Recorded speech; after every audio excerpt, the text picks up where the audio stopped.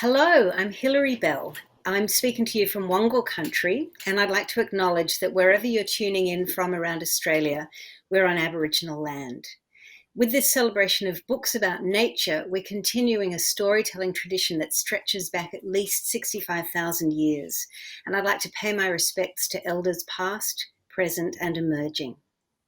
We're near the end of the Wilderness Society's second ever Nature Book Week.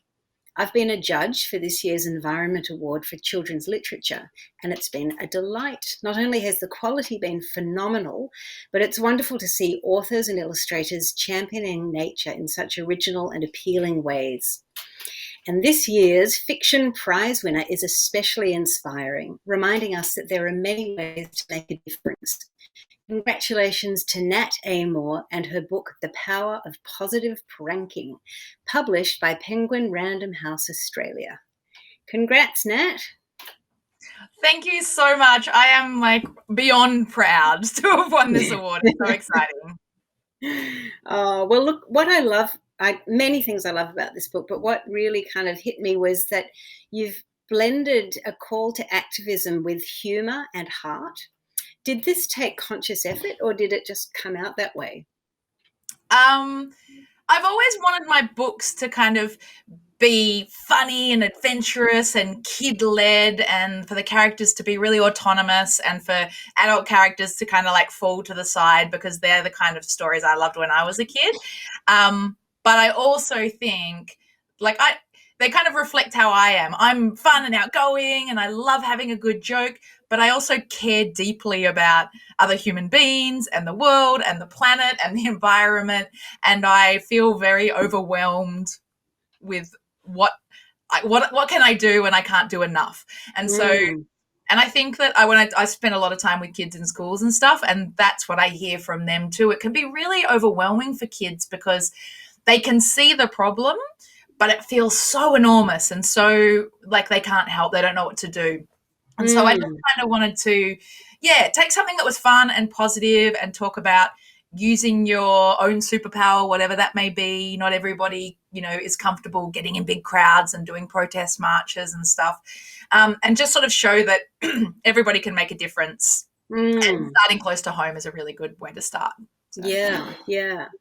Yeah, I mean, I think it's a really tricky question for writers of children's books at the moment. How do you be honest about the climate catastrophe without freaking them out?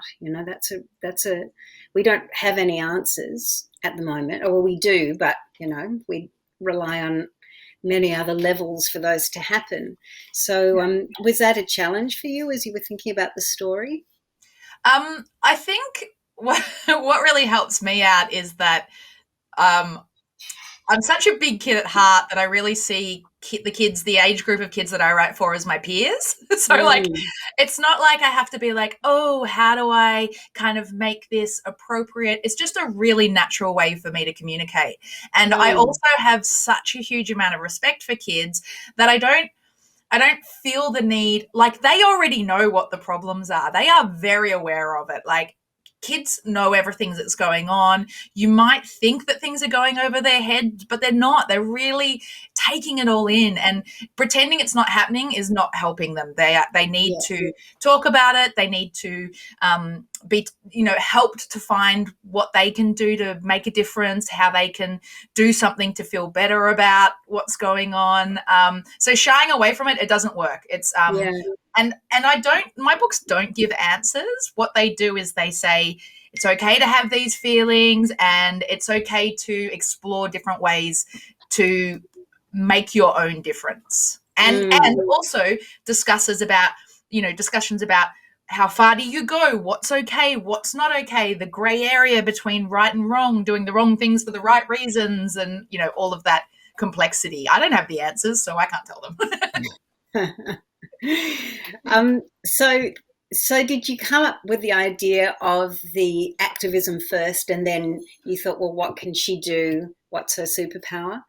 Or was the pranking, did you lead with the pranking and then you thought, what story will fit around this? That's a really good question. So, what actually happened with the power of positive pranking?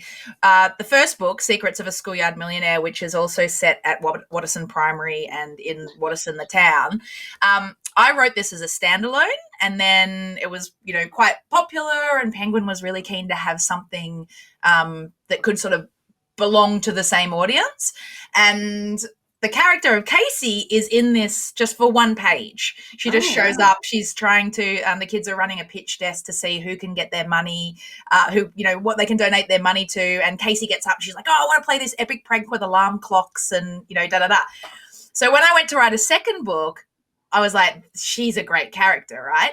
But then I didn't want to write a character about some kid that just played for whatever reason, and at the same time, all the climate change marches were going on. A lot of kids were leaving school to go and join the protests and stuff like that.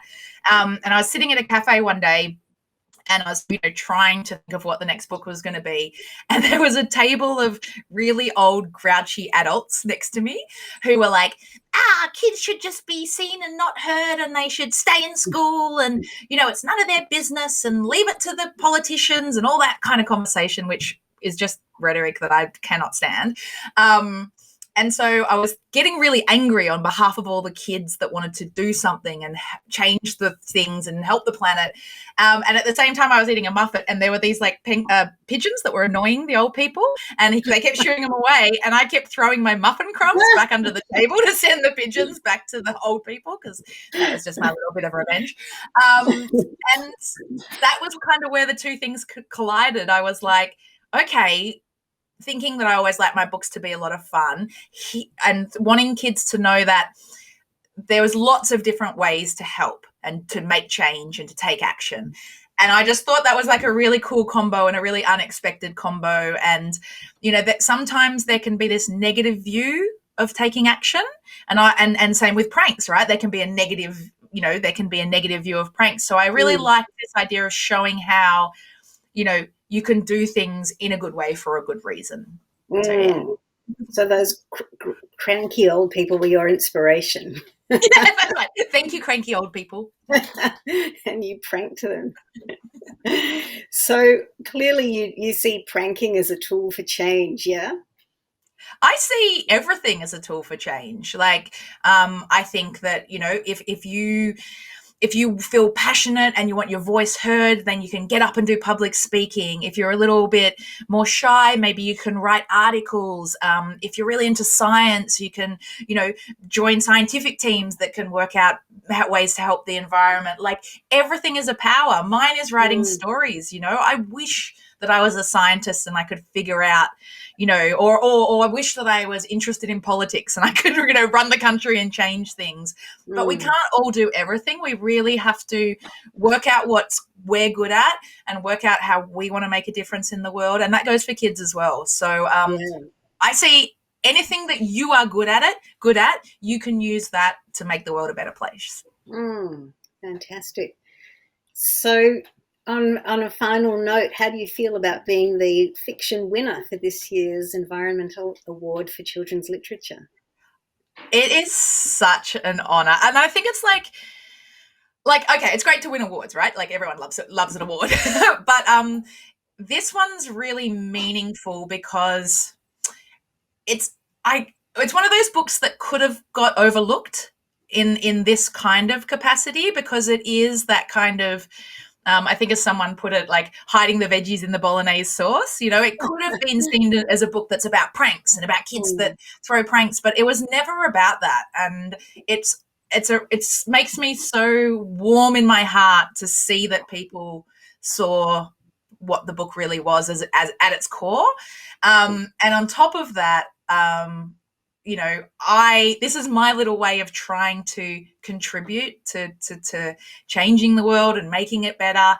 And so it's like that little bit of acknowledgement that sort of your way counts as well. You telling stories and talking about this stuff, that's important.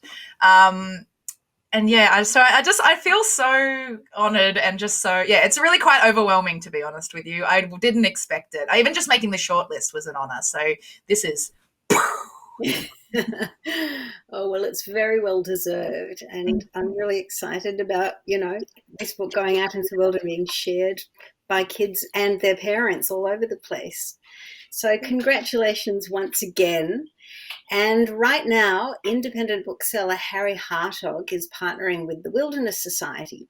So if people purchase The Power of Positive Pranking or any of the other 2021 shortlisted titles, woohoo, here it is, they will donate 10% back to the Wilderness Society, and we can have the places that we love protected. So please Yes. check out the comments for a link. And thanks again to Nat. Thank you so much. Thank you for this interview. And thank you so much to the Wilderness Society for an amazing award and for giving it to me. Bye. Bye.